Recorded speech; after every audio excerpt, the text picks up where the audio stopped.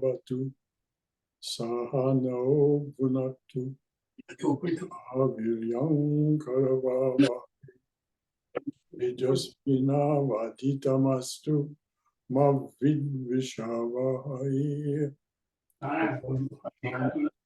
Shanti, Shanti. Om, the divine being, may the divine being look over us lovingly as a mother and father. May the divine being support and nourish us as a mother and father. May we have the strength and skill to study together the art of spirituality. May no misunderstandings arise amongst us.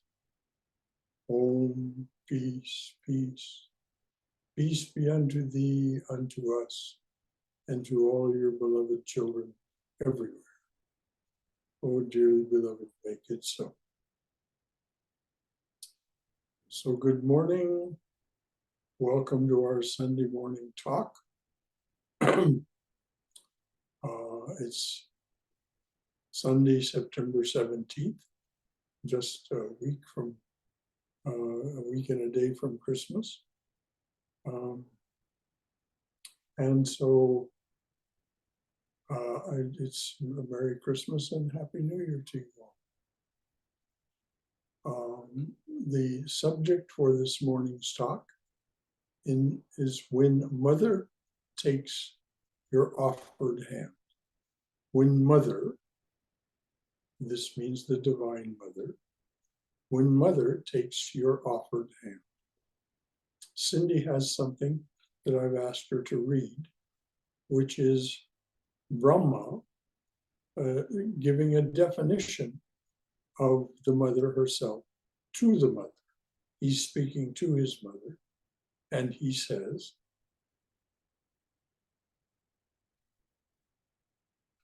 go ahead. Sorry, I'm slow on the go here. Just wanted to, before I read this from the Chandi, make note that we have Devi and Nivedita in the house, and Nivi is making biscuits right now.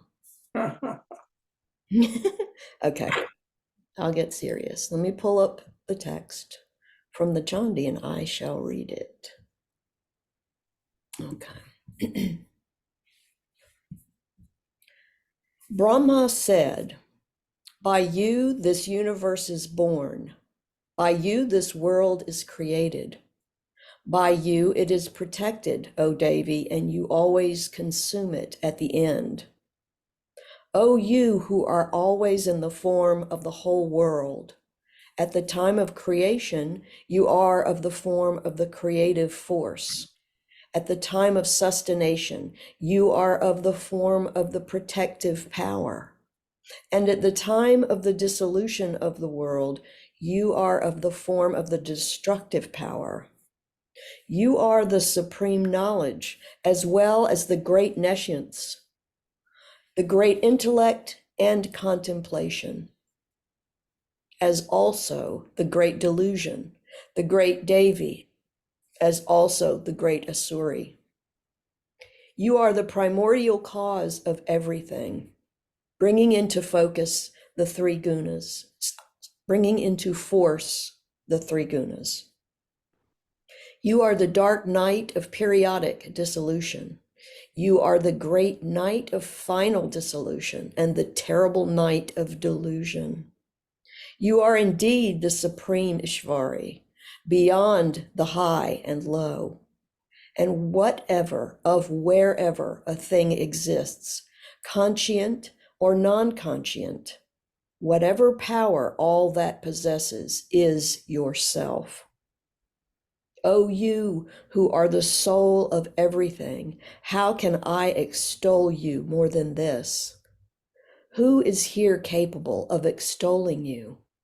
Who is capable of praising you who have made all of us, Vishnu, myself, and Shiva, take our embodied forms? So this is Brahma telling his mother who she is. He's about to invite her to participate in the destruction of one of the great Asuris. But that's not to the point this morning. But what it does, when you offer your hand to the Divine Mother, when you offer your hand to the Divine Mother, you are offering it to the soul and creator, sustainer, and transformer of everything. Here are two more definitions from the Chandi of the Mother.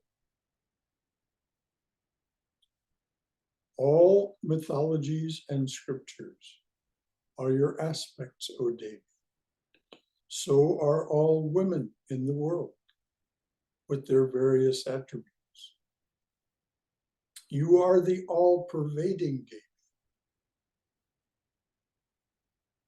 who presides over the senses of all,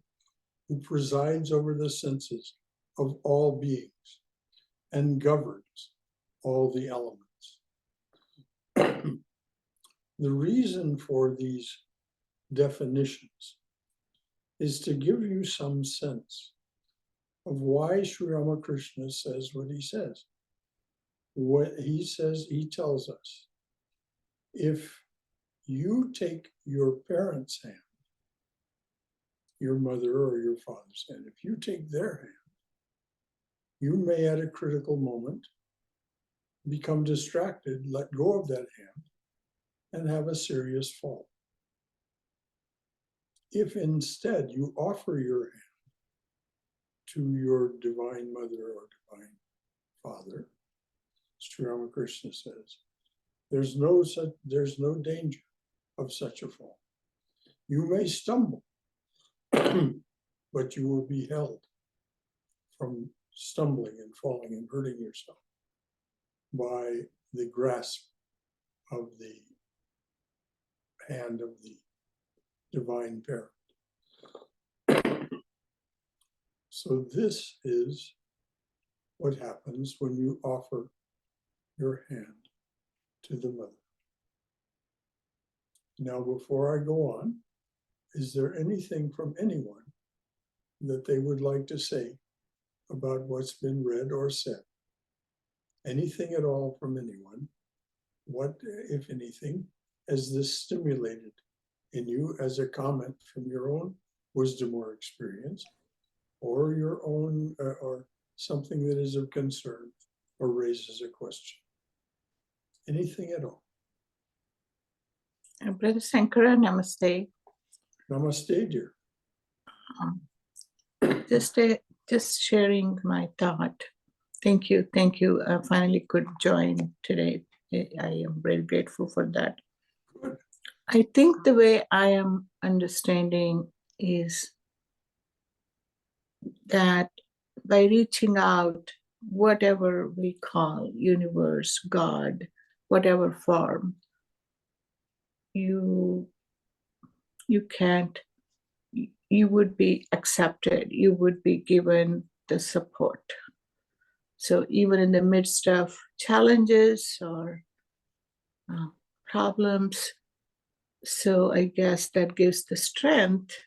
It doesn't matter what religion, what philosophy one believes in, but believing in this ultimate creator or universe, or mother or God, your hand won't be let go.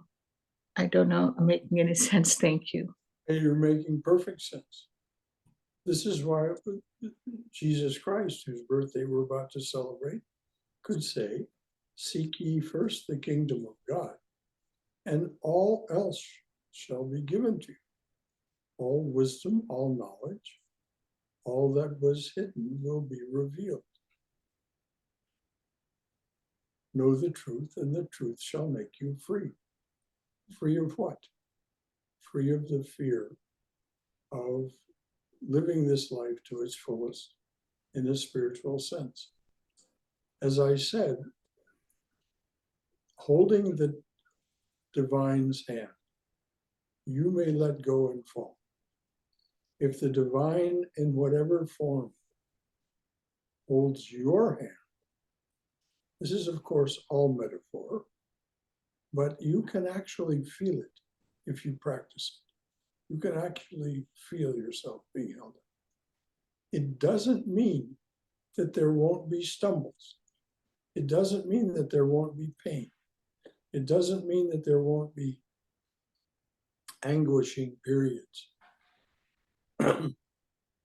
But when that happens, you will not be released. You will be held. And so you can regain your balance and your centeredness quickly. Thank you for bringing that up. Yes, exactly. So anything else from me?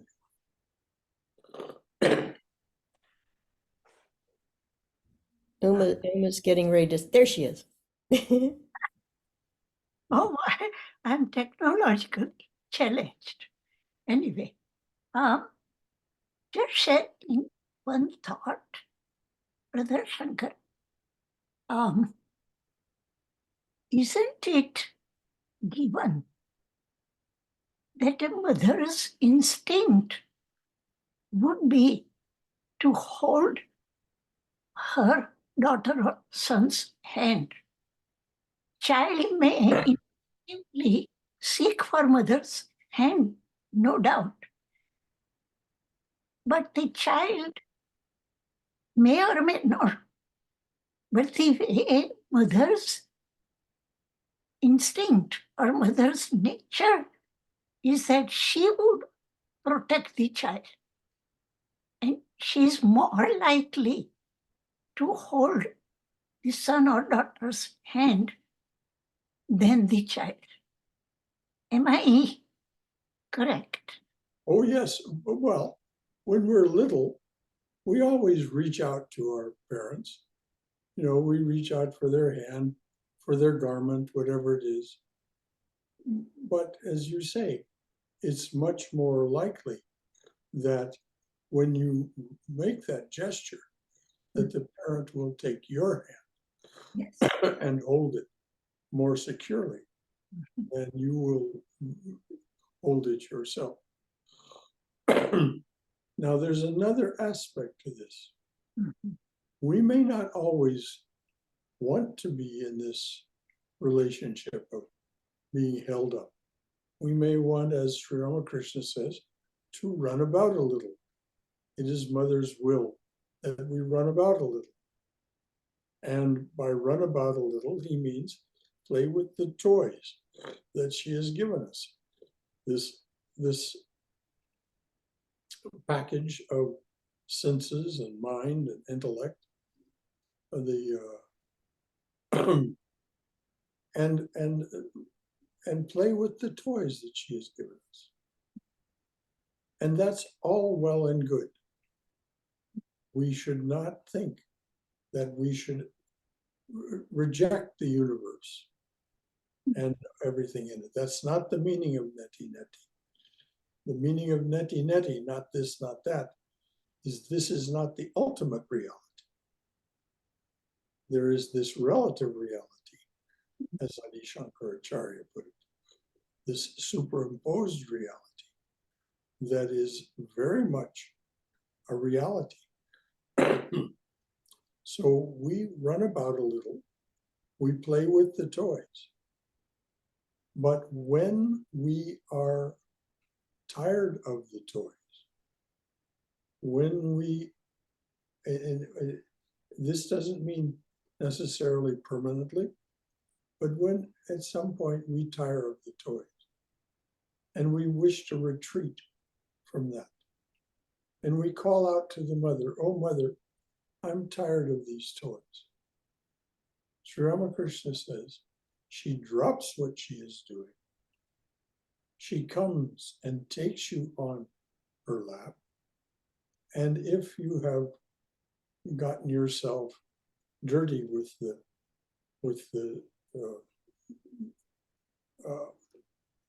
complicatedness of the world, and your vision is clouded and your clothing is soiled, she cleans you up. And she doesn't hold you forever. She might, if that's your wish. But basically what happens is she cleans you up and releases you to decide what you're going to do next.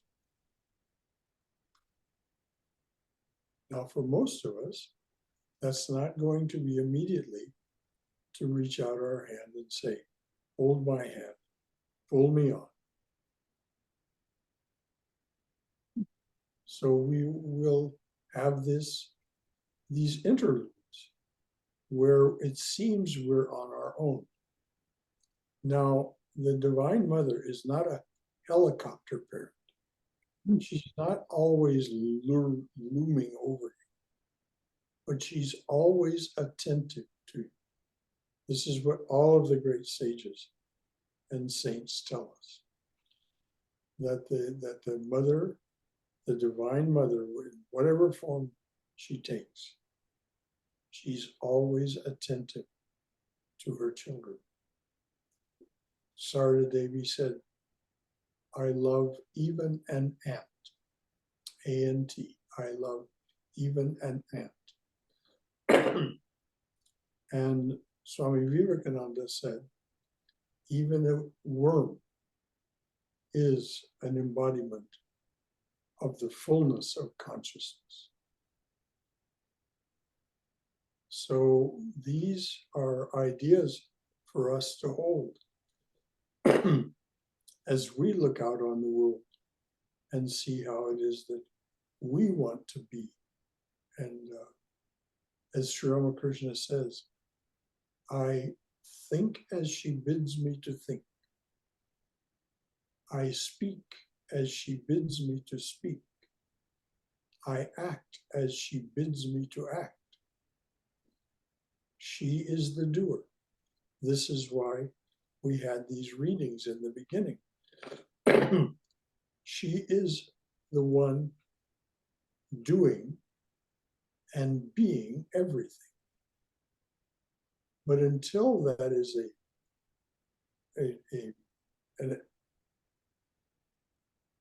until that is an experience for us, it's only an idea. So how is it, I'd like to hear from you, how is it that you live with these ideas? How is it that you go forward? Knowing these things, hearing these things, reading these things. How is it that you lead your life? How do you go forward? This is what it means to share as a congregation, if you choose. No compulsion, but if you choose to share, you can be sure that others will be delighted to hear what you have to say. Anything at all from anyone? I have a thought that I'm trying to put together. Growing up Christian, there were often prayers to the divine to protect us from evil. And there's a line in the Chandi, and I don't know it exactly, or the translation anyway, that you use most of the time, but it's something like protect us from the fear of evil. Oh, yes. And that is so different. And I'm relating those two things, the difference between those two requests of the divine with the hand holding thing. Because, you know, when we are little and we run to our parent and we want to grab their hand, it's because something, you know, has frightened us, and we want to be protected from the monster that is in our mind. But when the parent, you know, scoops us up, you know, takes us or takes our hand, then we're not only protected from the evil, our fear of it goes away. And that Really, may be a reach, but I like your use of the words scoop us up. yeah, scoop us up. So good. But that fear of evil, you know, because evil doesn't really exist. I mean, it does on the manifest level, but our fear of evil is what generates a lot of evil in the world, and certainly makes us captive, the captive of evil. Yes, And precise. and when mother, if we ask her to remove our fear, not evil, she can't do that.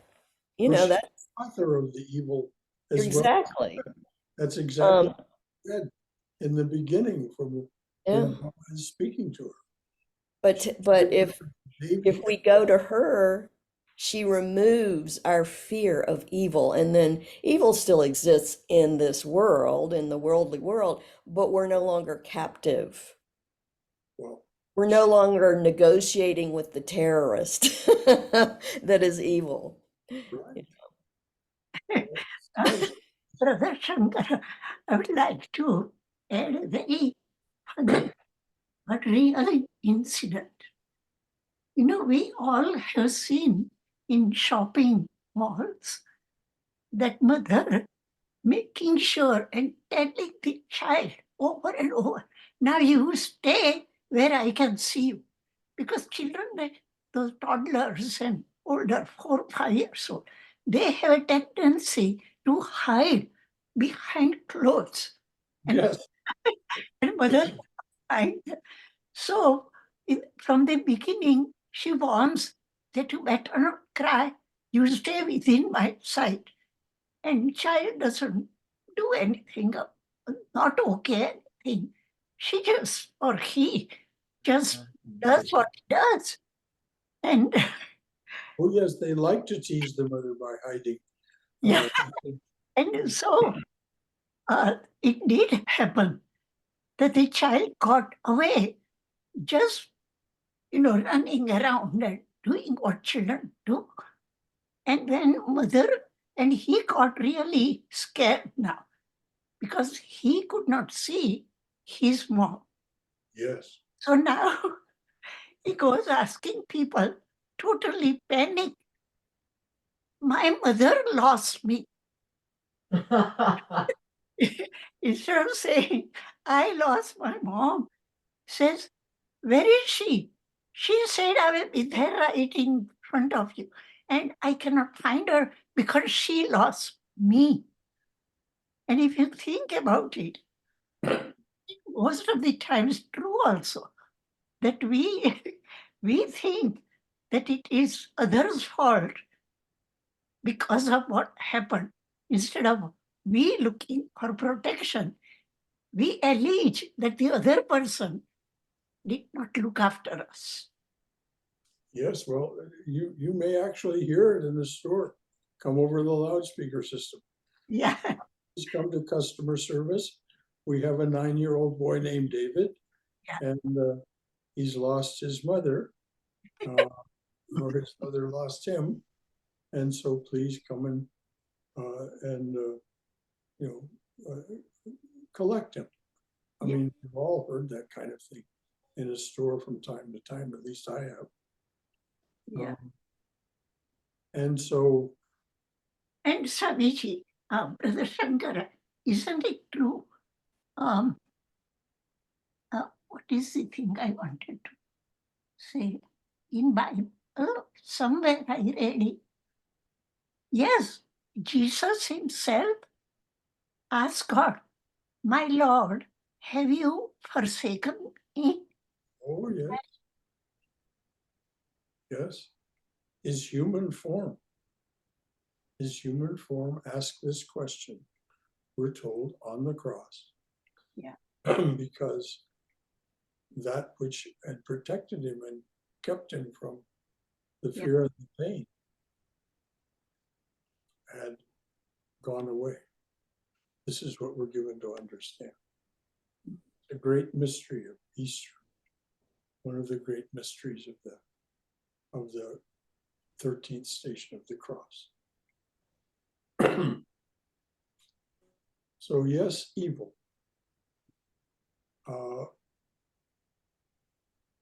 Relieve us of the fear of evil. Because if we're afraid of evil, if we're constantly seeing evil peeping at us from the side, we'll be distracted and we won't be able to focus on our spiritual practices or on our relationship with the divine, holding out the hand and asking Mother to take it. Now, for those of us who do practice that, let me just say that there is great reassurance in it for the reasons that have been said, not only by me, but by the others who've spoken about this. You don't have to concern yourself. You say, you are the doer. You are the only doer. You are the creator, sustainer, and transformer of reality. Let me simply observe what you are doing as you lead me along and be content and grateful with it. Now, that's not always easy because sometimes it's painful, particularly as one gets older. There is the Stardust spacesuit begins to break down, and there are painful episodes, painful times. There are also transcendently glorious times. So anything else from anyone about their experience of getting older, of having these things come to them and not come to them? Anything? Brother Shankara, go ahead. I'm sorry. Can I go ahead or? Please, please. I was just thinking, we have little grandkids, and the way they trust either their mother and grandmother when they are in distress, Yes. It's complete. Yes. It's just totally complete when they come to you, come to me, and sit on my lap, Yes. and their trust in us is absolutely complete. And I was thinking similar of my trust in divine. I do not think it is that complete. Well, It is, I'm sorry, I'm trying to, maybe it's not quite equal, but that is what you are saying, or what the reading is, and that is what would give us that peace. and it comes with practice, dear. Yes, Nothing, yes. nothing in spiritual life, or And virtually nothing in spiritual. yes, and the second thing I want to tell you, thank you. The practice, at least what I do, and I'm trying, and I need to do more diligent meditation and prayer. Actually, I started meditation before the prayers, and now I added prayers, something that struck me when we went to Haridwar last year and I saw Shiva temples. Something invoked in me, that bhakti or devotion. Good. So those are the two ways I am on the journey of practicing. So I would be grateful for your advice on what way I could practice to get more trust in the divine. Thank you. What do the great teachers tell us? Be simple like a child. Jesus Christ said, if you want to understand me with the simplicity of a child. And Sri Ramakrishna said, be like a 5-year-old. A 5-year-old is not constantly buffeted about by the gunas. All of that that comes with puberty is not awakened in the child. And so there's this simplicity. And you become like a shy child. Mhm. And so your image of the grandchild coming and sitting on your lap. It so resonates with me Yes. because my mother's mother and my father's father were both those kinds of people where you could do that very thing and feel completely immersed in their love, their concern, and their protection. And I mean immersed. There simply wasn't any direction you could look where you didn't feel it. So, May I share one more thought, Brother Shankara? please. I kind of feel sometimes that almost our active minds, our bright minds used, they do not help this other dimension. I'm just talking for myself. It's just being so active all my life with my mind, and which is what made me, quote unquote, successful. Mhm. And gave me a lot of satisfaction. And I'm struggling with that. How do I move to this other dimension like you are suggesting? The Well, complete. Thank you. First of all, take great satisfaction in your success and your mastery of the mind that enabled you to create that success. It's not quote unquote success, it is success. You were successful and are successful. And that is the purpose of our having these minds, is to allow us to engage and interact with the world and be successful. I too was successful in the life before becoming a monk. My late wife was very successful. And it has to do with mastery of the mind. Now, over time, you learn that the mind has its minuses as well as its pluses. It will cling to things. It will try to reinvent what gave it such satisfaction before, even though that's inappropriate or inauspicious. Well and good, we simply recognize that. But take great satisfaction in who you are. It is the gift that you were given.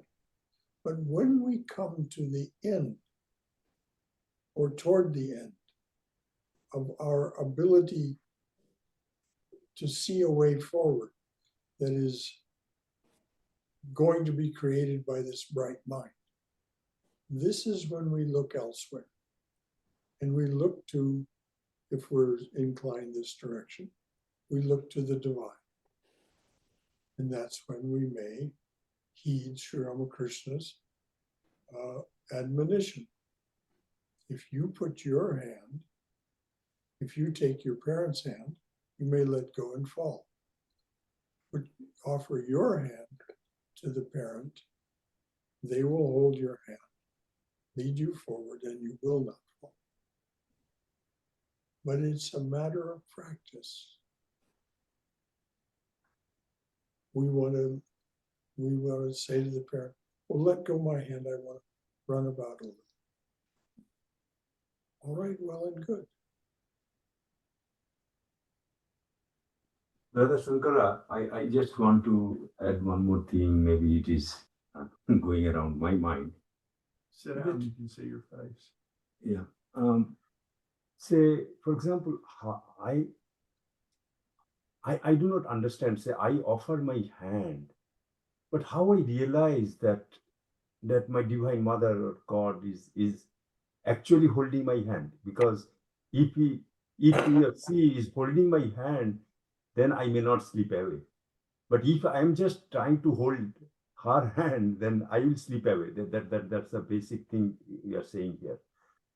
So how that realization will comes, that or that belief comes that yes, Mother is holding my hand. Trust.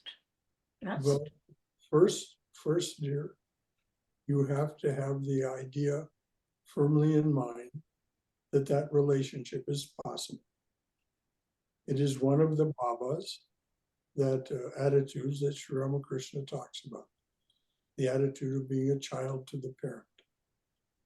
So first you have to have the idea that there is this divine presence that is capable of that kind of relationship. This is a matter of practice, having a sense that that divine presence is there. But all of us who are here this morning are inclined in that direction. Otherwise, we would not be here. Right. So the second thing is then practice. Practice this idea of mother I am holding, or father, if you prefer the father figure. I use the mother because it's the mother worship time of year. But it's, if you prefer the father, that's fine. But just imagine that it is so.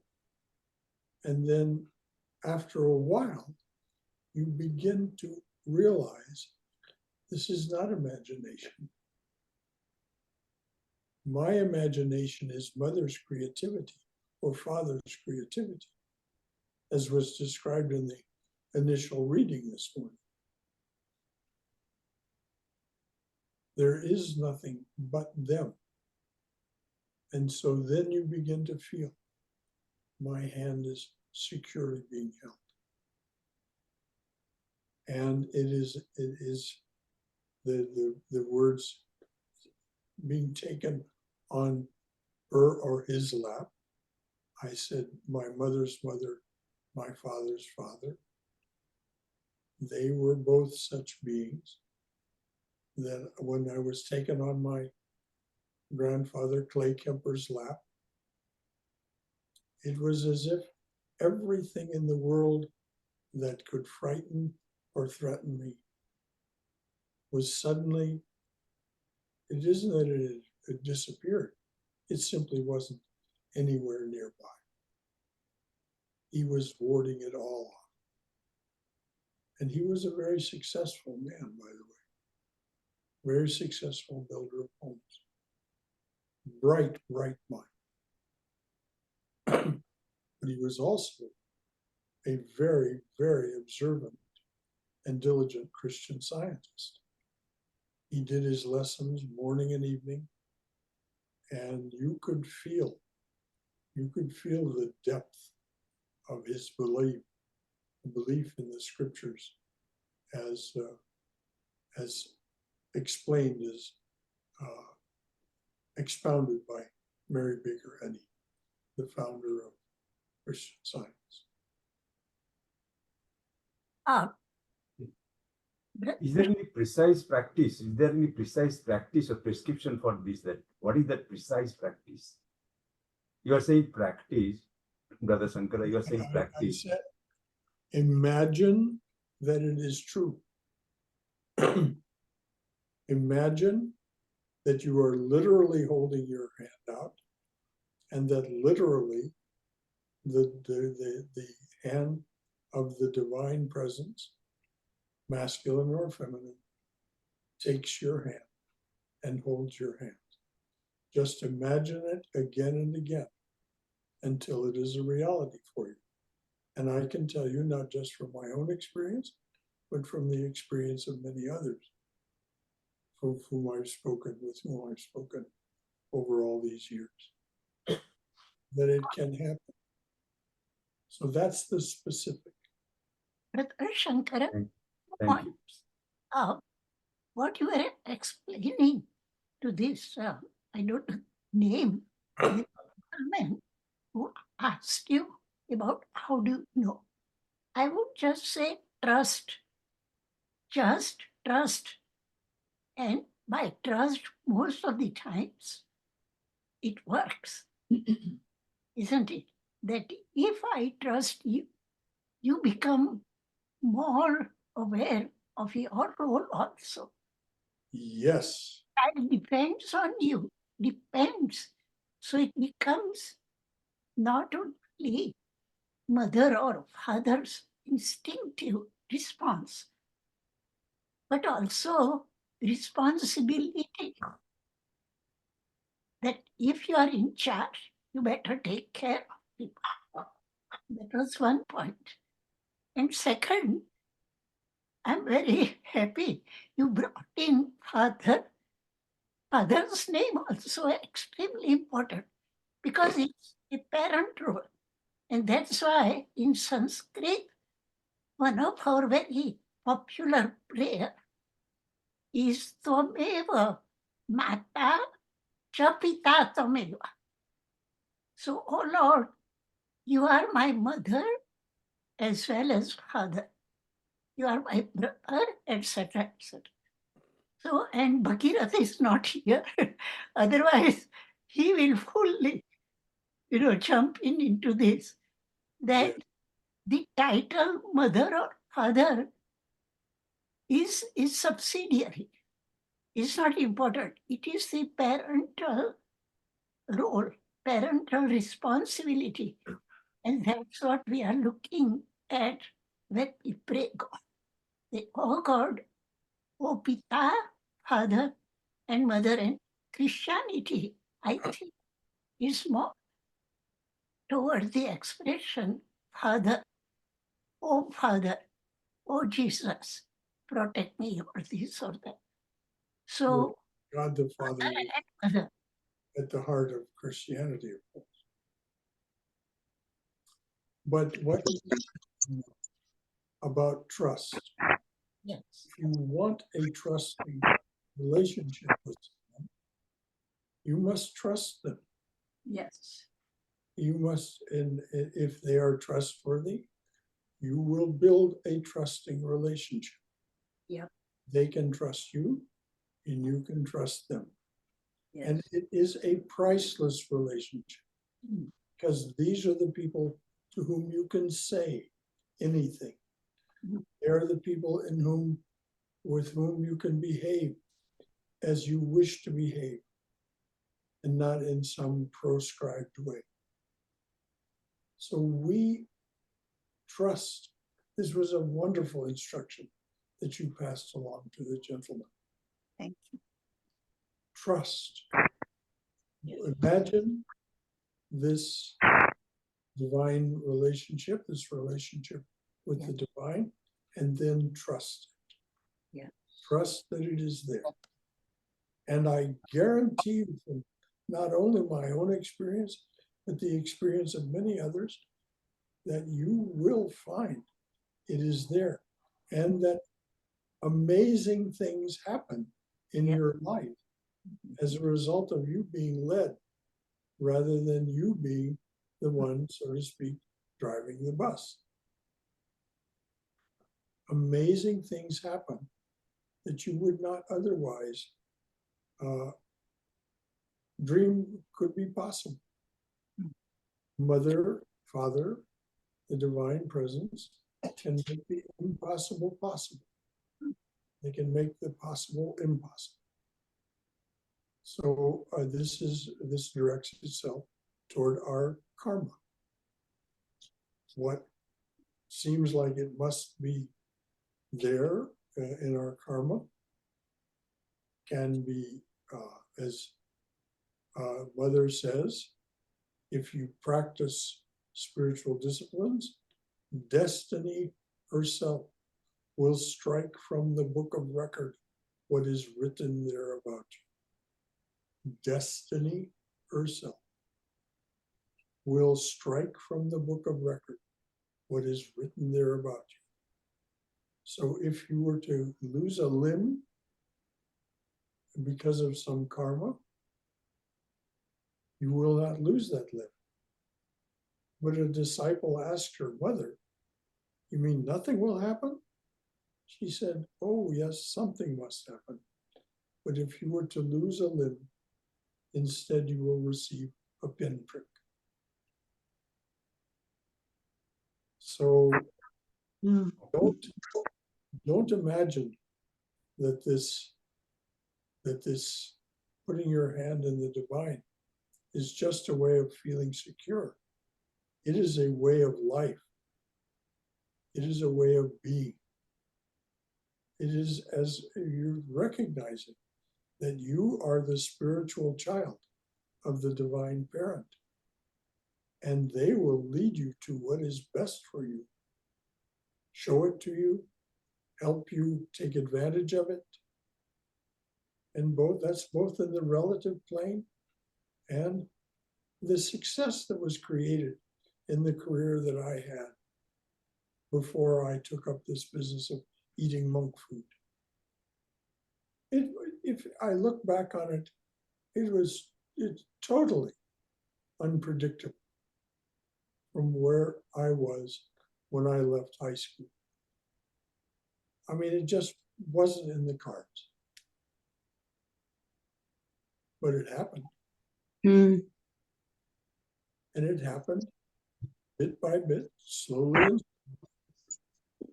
And along with it, at a certain period, at a certain time, starting in 1967, this spark of spiritual yearning was kindled in me.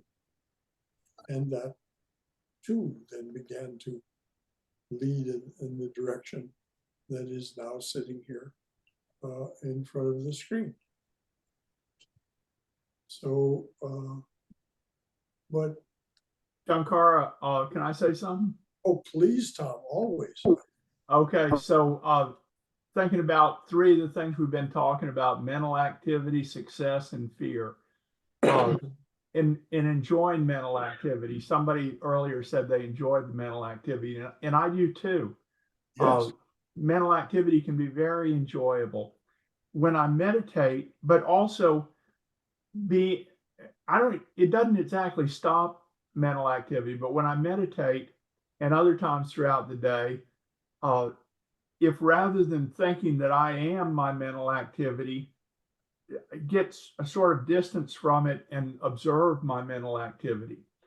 I have two really good meditation instructors now that I found online. One of them stresses, attempting to quiet the mind, stop thinking while you're meditating. The other one says that's a big misunderstanding of meditation, that you'll never be able to totally stop the thoughts in your mind. And the thing to do is just to observe them, observe the thoughts coming and going.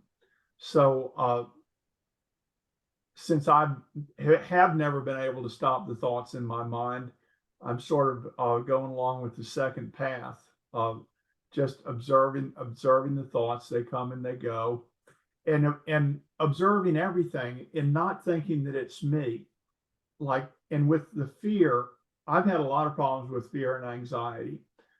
But the thing that is recommended in my tradition and seems to work pretty well is just to observe the fear, that I'm not going to be able to make it go away, that it's there. But if I observe it and if I'm curious about it, don't just observe it because I want it to go away, but observe it because I'm genuinely curious. And it's not all that bad. It's not as bad as I think it is when Yes. I just am with it and I observe it.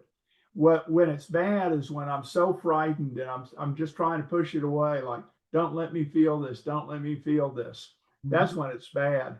When I just think, oh, here's this fear again, I'll just watch this and, just watch it. Don't even watch it thinking I'll watch it and it'll go away. It always does go away, but just to watch it and be with it and so on, that seems to work. Thinking about success, I don't really like talking about success, because it's so bound up with status, with one person being above another. Like, is a person with 3 houses and $10 million in the bank, are they necessarily more successful than a homeless person? Both of them lived their life and tried to do the best they could, and one of them ended up with a lot of money and one of them didn't. But the whole status thing of like putting one person above another or one person better than another, I try to get away from. And so I think everybody's successful. So that's all I got to say. Oh, wait, one other thing. We're here at the center, and Jyoti's made some wonderful gluten-free banana bread, and we got snacks and we got coffee. And last week, we had a bunch of people show up, and it was like a big party. This week, not so many people have shown up, but we're still going to have fun and eat the banana bread. But I'd encourage everybody to drive over to the center on Sunday morning and be with us here in person, because it's not the same. Zoom is good, but it's not the same as being in person. It's not the same as having a room full of people. So come on over. That's all I got to say. And I am with you all the way. I encourage you all who find it at all practical to do so, to join that gang at the center, because it is another way our congregation is getting and being with one another and enjoying this in that way. And it's just one. Yes, I agree with it, Brother Shankara, totally. Hello, Shankara. Hari Om. This is Vijay. Please go ahead. I want to go back to Manjula ji's very beautiful question she asked on how to relate to God, how to change the dimension in terms of relating to God in simple manner. And looking at my own life, I want to share that no success would have been possible without God's helping hand. And if we start looking at that in a way that the mind I had at that time that gave me success was blessing of God, was a gift of God. The arms, the hands that wrote any memos or letters or any work I did, the fact that I was able to walk to my office was all gift of God. Every aspect of my life was a gift of God. And once I look at that, it becomes so easy at any stage of my life to relate directly to God as my own.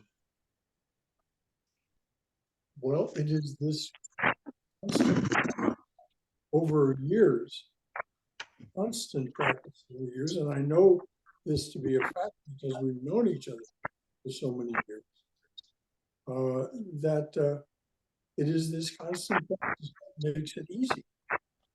You know, when we begin to see everything as a gift of God, we may be adopting some teachers'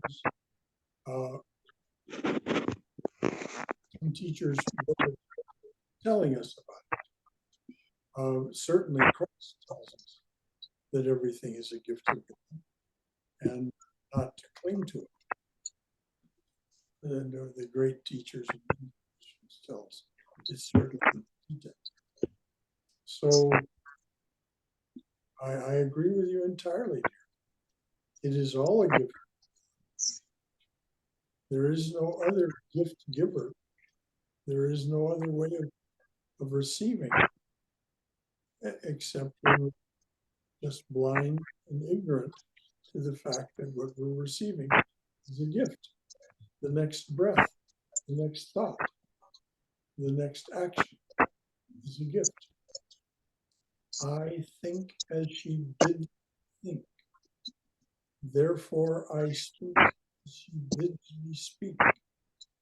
And I act as she bid me act. She alone is the doer. Sri Ramakrishna. So this is the truth. Somebody's got their mic and we're getting a scratch. It's Nira. She's muted now. Okay, good. Okay. So anything else from anyone? This is priceless. Brother, Swami's got me working on the Yoga Vasishta, and I've been studying the 4 forms of grace. And when you were giving your talk, I could really see it in those terms that, reaching your hand out to the mother is the Atma Kripa, the grace of the self. And then the other three forms of grace coalesce around that. It begets those other three forms of grace, and that the grace of God, which is like an overarching grace that we have to even reach out our hand, and then the grace of the guru, and then the grace of the scripture itself becomes that lap that you were talking about, that you sat on. So when we reach out our hand with the grace of the self, and then those other three forms of grace, or all of them, coalesce, and that's the mother taking our hand. And that's just the way it was coming through to me. Very well said, as always, Bhagavatas.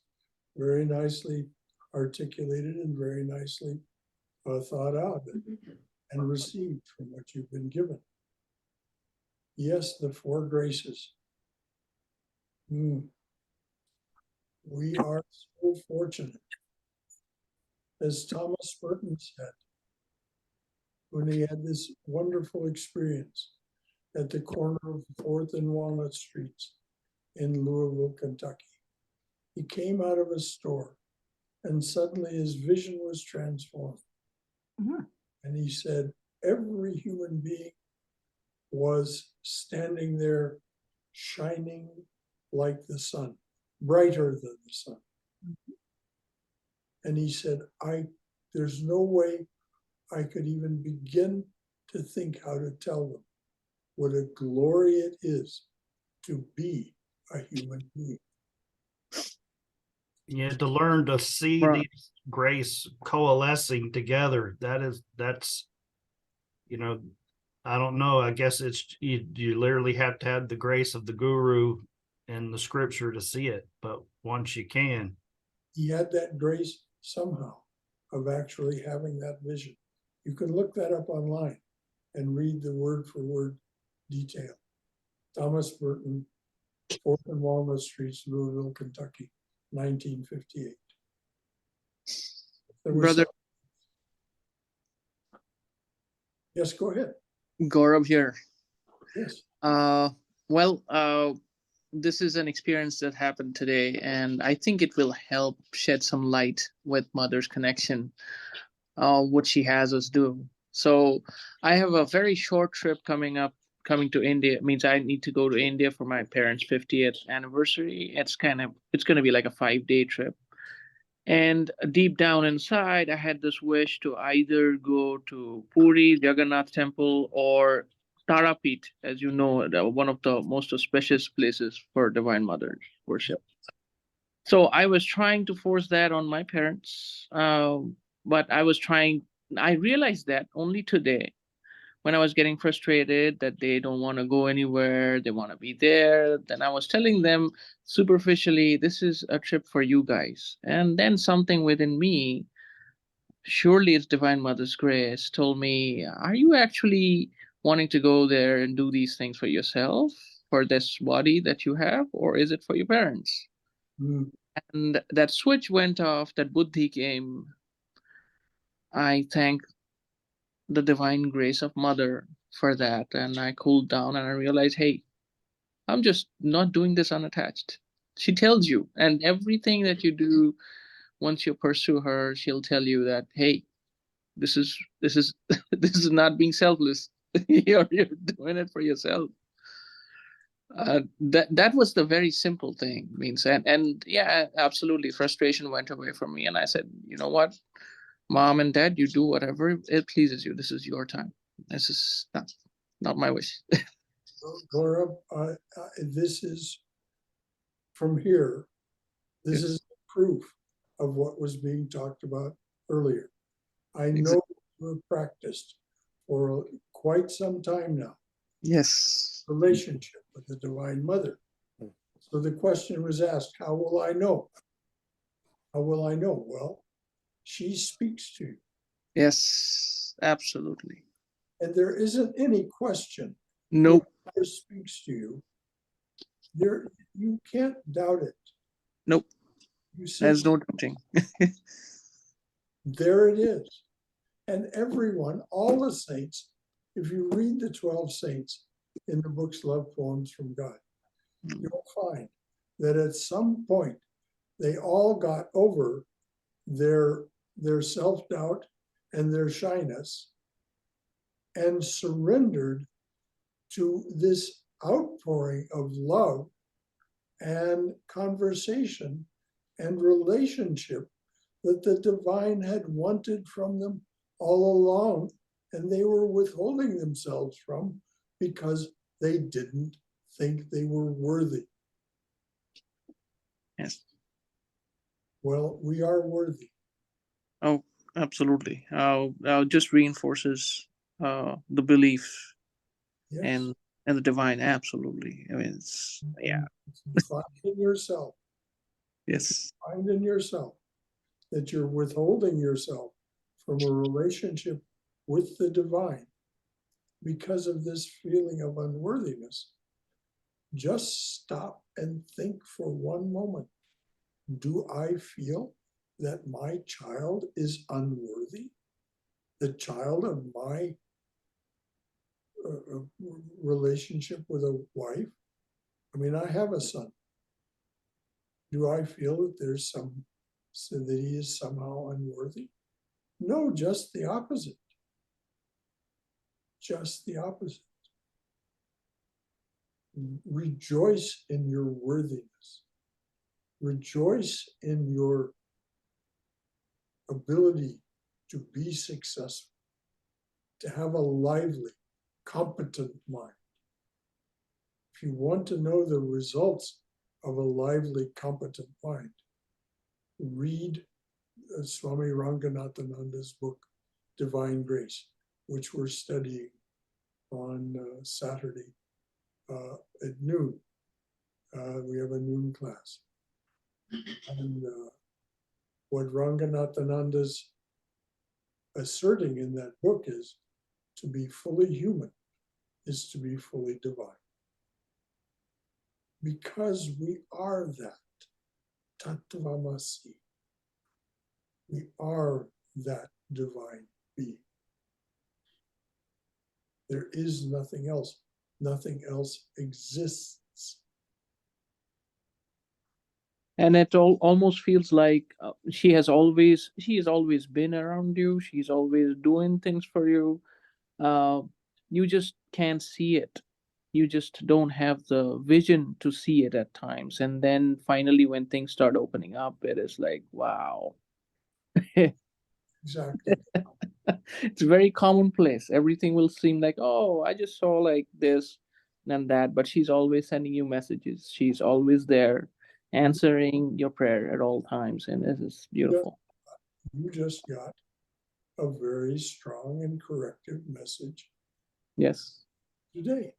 Yes, just today morning. And I had to talk about it today. And you were brave enough to share it with us. Yes, absolutely. And then this happens with, I'm sure everybody gets through the emotions and anger and frustration and whatnot, what we don't have, what I couldn't do. But you know what? There is something much bigger at play. You're just a puppet in her hands. Let her carry you. I don't like puppet. Okay, I'll say We're not, spacesuits, toward the spacesuit. we are her children. Yes, we are. We are. We're not her meat puppets. I hate that expression. No. We're not puppets.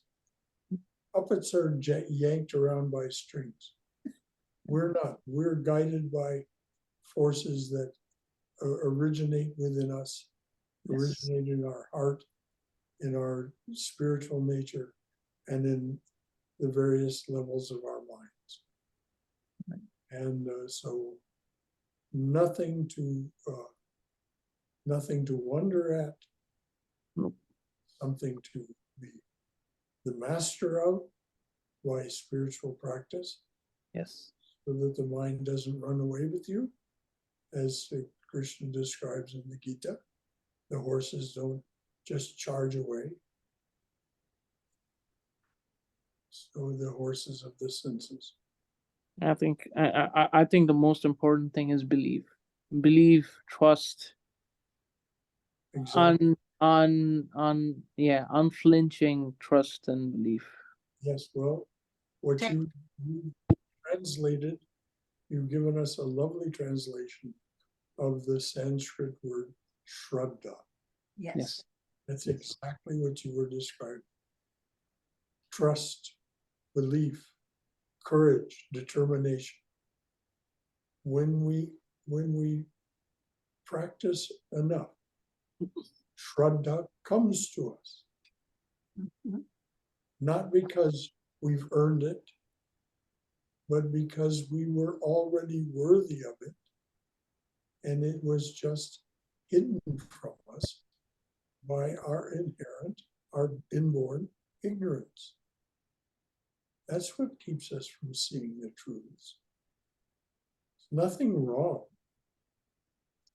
If we weren't ignorant, this play could not go on. Clearly, Mother wants it to go on.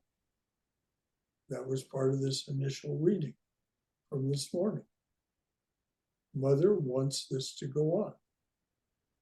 She is the all-pervading baby, constantly presiding over the senses of all beings and governing all the elements. She is making this all happen at every instant. And so if we offer her our hand, as I said, she's not a helicopter parent. She's not there hovering over you, making sure you do this and don't do that. No. But if you offer your hand, when you offer your mother or father your hand, wondrous things begin to happen. Anything else from anyone? Brother Shankara, this is Haima. I want to add to all of your wisdoms. It's like you said, the trust, faith, the belief, whatever you call, if we continue to do the practices without giving up, no matter what, and the wisdom, the divine energy steps in. And then that's why I always refer to footprints, Christianity's footprints. You see them. When you are in trouble, he carries you, you see two footprints. When you are doing okay, and then the mother or father is holding on to your hands, you see 4 footprints. Yes. That's exactly what happens. It's our books said, all our scriptures, practice, practice, practice continuously without any giving up. It's complete. And when we do, as Krishna says in the Gita, Steps in. Divine energy steps in. you practice. Yes. And if what you practice, Perseverance is important for that. if whatever you practice, Yes. even if it isn't in accord with the Vedic prescription, Yeah, exactly. darshans, even if you're coming at it from, if your desire for God realization is sincere, Yes. and you are regular in your practice, Very. very cheerfully in the Can Gita. can I add to it, Father? Can I add to it, brother? Like bhakti is most important. Hang on just a minute. Yes, the faith. Krishna says very cheerfully in the Gita, I'll get behind it and make it Mm-hmm. Thank you, Brother Shankara. happen. Laura wanted to say something. I was just saying that bhakti is most important in those practices. Just no. Well, Bless you, brother. Without any expectation. Yes. Bless you. Bless you. you can classify it however you like. Of course, you have that nature, so it comes quite naturally to think I want to share some beautiful, very, very meaningful shlokas from Bhagavad Gita. And here, chapter 3, Krishna talks about Shraddha. What is Shraddha? He says, come to me full of faith. And time and again, almost in every chapter of the Gita, he brings in this most important element. He calls it Shraddha. Just trust. And he trusts them. Sorry. Hope you feel better. Well, thank you. He assures his bhaktas that who will be dearest to me. Whole chapter 12 is about, say, Bhakta, he is dear to me. This one is dear, but out of all, one who has deep trust and Shraddha will be the nearest to my heart.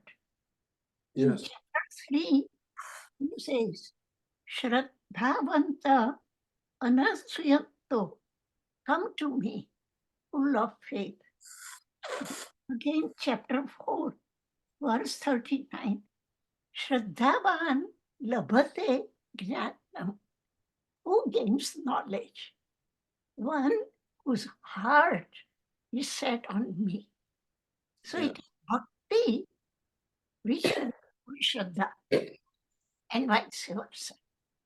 And that is so beautifully said in chapter 3, chapter 4, chapter 7, and through chapter 17. Come to me. There's no end to what one can find in the Gita. The more you read it, the more you find. Yes.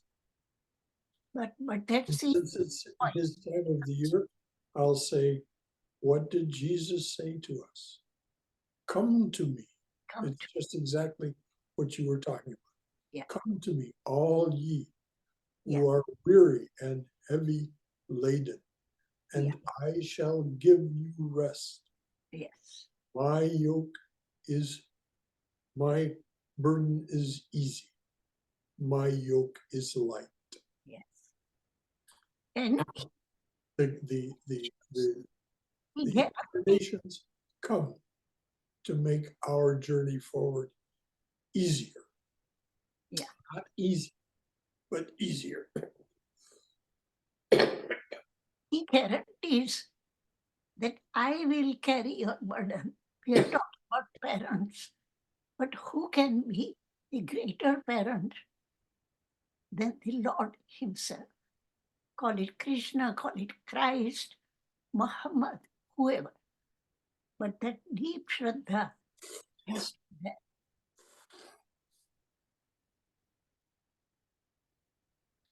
Oh, I don't know what set all this off, but there it is. This, it must be some sort of allergic reaction.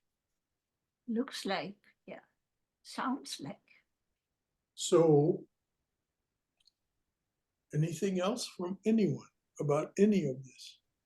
Yes, you had said earlier about the amelioration of karma. Holy Mother had said something about if you are meant to lose a limb, instead you'll lose something. I missed what was the question, and what are you going to lose instead of a limb? What did she say? All right, Prabhudas. What Mother said is that if you practice spiritual disciplines, destiny herself, in other words, the record keeper of your karma, destiny herself will strike from the book of record what is written there about you. In other words, what lessons you need to learn. Why? Because you've already learned them. And so she said, if you were to lose a limb, that will not happen, because you don't need the lesson that comes with losing a limb. And in some instances, this story is told variously, but in one instance, it's a leg. you will lose a leg. And so the disciple to whom she's speaking says, well, Mother, does this mean nothing will happen? And Mother says, no. But there will be no sword and no cutting off of your limb. But something must happen, so you will receive a pinprick. And if we look back over our lives, we'll see many instances when what could have been a very serious situation, it seemed to be looming up somehow, just dissolved, and we ended up with something very minor that happened. So we can always find the truth of these things in our own experience. Isn't it true? In my native language, Gujarati, there is a saying, Shu inoka so esare. What could have been a very killing kind of sword attack would be bypassed, as if you're pricked by needle only. Uh-huh. What a wonderful and powerful example that Yes. you, instead of being killed by a sword, you will just be pricked as if by needle. Yes. Uma, can you repeat that again, please? In Gujarati or The, translation? the translation, please. It's an instant translation, so it's not perfect. What could have been a killing injury by sword would be or could have been bypassed by just a prick of a needle. Got the meaning? Translate, overlook the translation. So it's the exact same message that Mother's giving. Yeah. But just in a little different interpretation. Instead of a pinprick, a needle. You know, this is all in the translation. Did that get it for you, Lori? Is that good? Yes. Thank you, Uma. Thank you, dear. Anything Oh, else? and Shankara, Yes, dear. I'd like to just add a little something going back to trust. Yes. Just for me, trust and surrender go hand in hand. Self-surrender. Yes. Well, I mean, you wouldn't surrender to someone you didn't trust, chances are. That's a good point. Precisely, Bhagavan. Vice versa. They do go hand in hand. You're not going to practice surrender to someone you can't trust.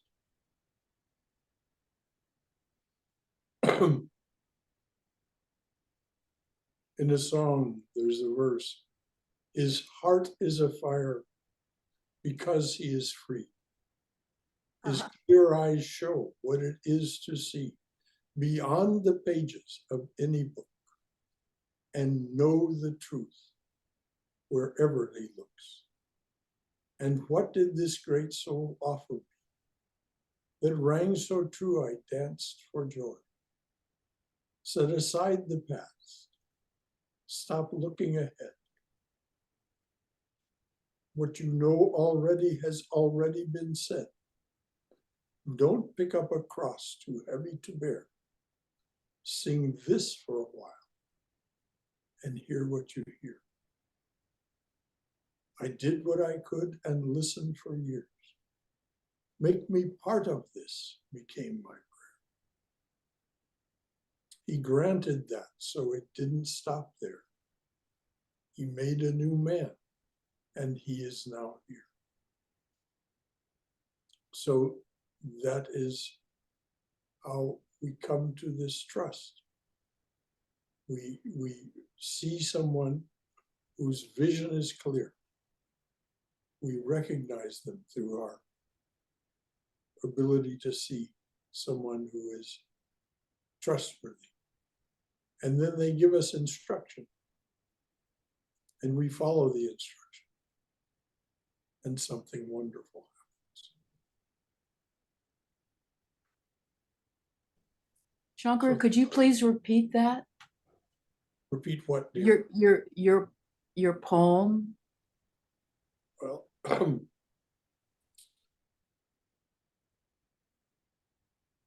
his heart is, this is speaking of the eternal teacher in the form of a Swami, Swami Prabhupada. His heart is afire because he is free. His clear eyes show what it is to see beyond the pages of any book and know the truth wherever he looks. And what did this great soul offer me that rang so true I danced for joy?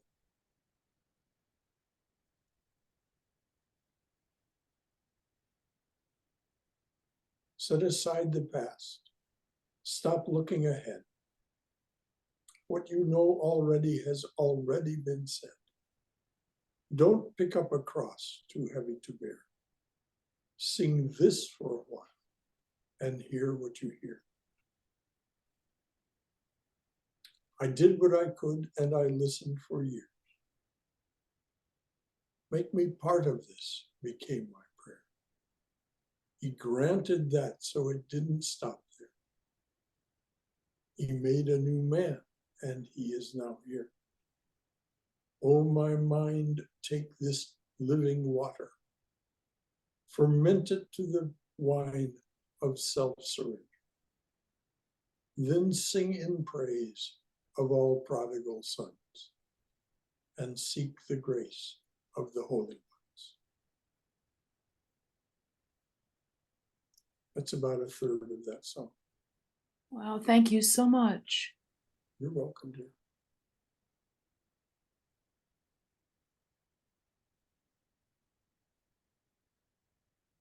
So anyone else, anything at all? All right, until Tuesday then, we'll see those of you who can join us on Tuesday for our reading and discussion of the Gospel of Sri Ramakrishna. That's 7:30 to 8:30 on Tuesday evenings, our time here. And Haima is our reader, and we're enjoying ourselves immensely listening to him tell the story of what was said in his presence by Sri Ramakrishna. So, and then Wednesday, of course, we're reading and discussing Realizing God. And on Saturday at noon, we're reading and discussing Divine Grace. Those are our three classes, and next Sunday there'll be another talk. It'll be Christmas related, of course. And remember Shankara's Sunday Sangha this afternoon. Thank you, dear. I do remember very, very much. Looking forward to it. It's from 2:30 to 5:30, and it's a holiday sangha. Yes, it is. Any one of you who can manage to make it, please do. All right, dears. Jai Shri Guru Maharaj Ji Ki Jai. Durga, Durga, Durga. May we be safe. May we be healthy. May we be cheerful. May we have peace of mind. And may the Mother, Father, God that is introduced in the prayer that opens this session, may that divine being in looking over us loving as a mother and father, let us know that they keep us secure in their loving and protective embrace. May you all be well in bright spirits. And Merry Christmas and Happy New Year. Merry Christmas. Until the next time.